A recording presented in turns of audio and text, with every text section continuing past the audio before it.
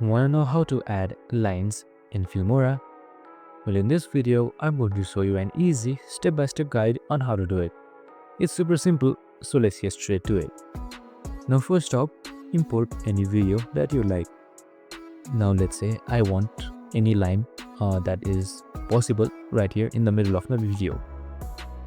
Now you can either import your transparent line or anything from your computer. But if you don't want it, you can just directly do it from effects as well. Just simply click on effects right here and then sort of lines. You can also customize your sorts as per you want, and there will be various lines you can choose from.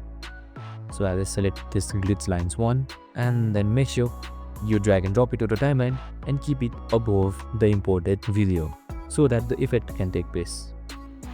And now here you can see the lines popping up, and that's it. Super simple and easy. You can also adjust the length as you want, and there you have it. And that's it. I hope this video helped.